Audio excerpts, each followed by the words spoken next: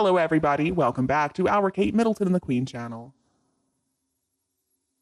Just in time for Halloween, Buckingham Palace is facing a real ghost problem.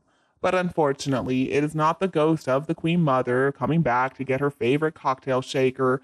Instead, it is that of Diana, Princess of Wales, in the newest season of The Crown. After 7 years of royal drama, soon the final season of creator Peter Morgan's production is going to come out on Netflix. Now it has been revealed that this, the 6th season of the Buckingham Palace telenovela, is going to feature the ghost of the late princess speaking to, in different scenes, the late Queen and the current King, King Charles. And already people are talking about some of the more controversial scenes. But there are only a couple of people out there whose opinion on this really matters. Diana's 2 sons, Prince William and Prince Harry. Now these days, Prince William is just a normal dad doing school runs. And Prince Harry is living in California now doing, we're not sure exactly what. Surprise, surprise, one of the brothers is reportedly totally sickened by the scenes with Diana. And the other, of course, is an employee of Netflix. It's pretty clear who is who in this situation. Speaking with the Daily Beast, Tom Sykes, a friend of William's, has reported, "It's incredibly hurtful to have his mother exploited over and over again in this tawdry fashion by Netflix. He won't watch it, but he will be totally sickened by it." And I can imagine this must be incredibly painful and difficult for William to be facing. William has never publicly talked about the Netflix series, but when it comes to speaking out against people who have leveraged the memory of his mother for their own ends, he hasn't been shy in the least.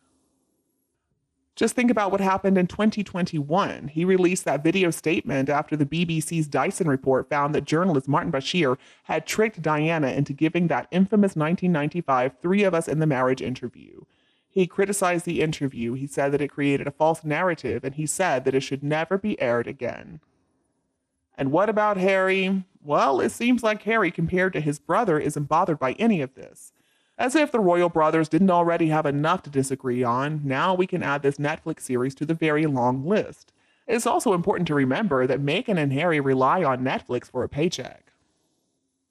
Seems like Harry has no problem getting into bed with the same corporation that is now using his own mother's ghost to entertain people. And that's just another reason that Prince William is so furious at his brother right now, according to the friend who spoke with Sykes.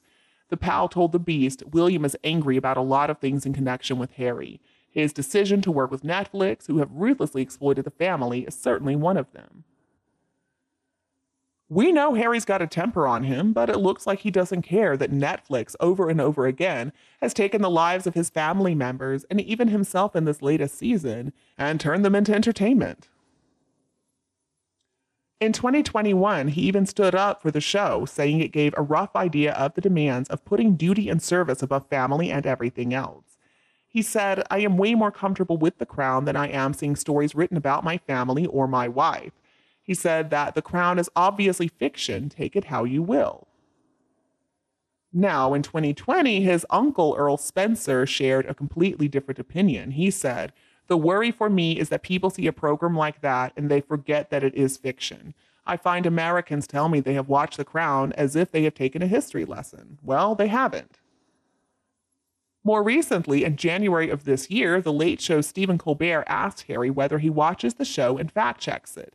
And his response was, "Yes, I do actually." Which, by the way, another reason why it is so important that history has it right.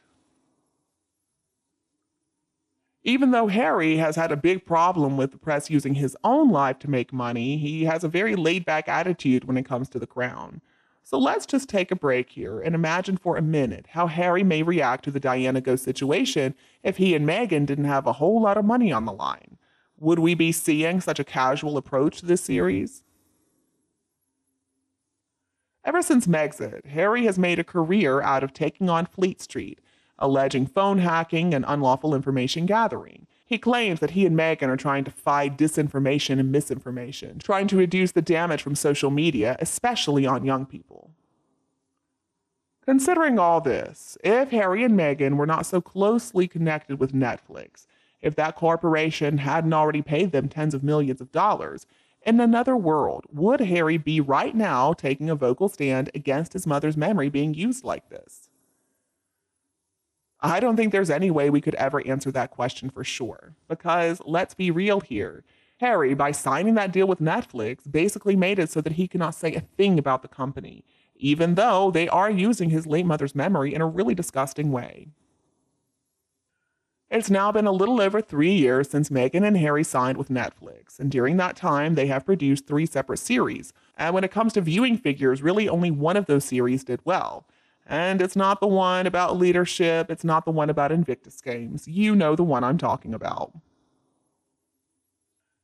In June, The Sun reported that Netflix is unlikely to renew the Sussex's Megabucks contract. A source said, "The feeling is that the lemon has been fully squeezed." Later that same month, the same paper also reported that the couple had been told to come up with more must-watch shows for Netflix if they want to be paid £40 million in outstanding fees.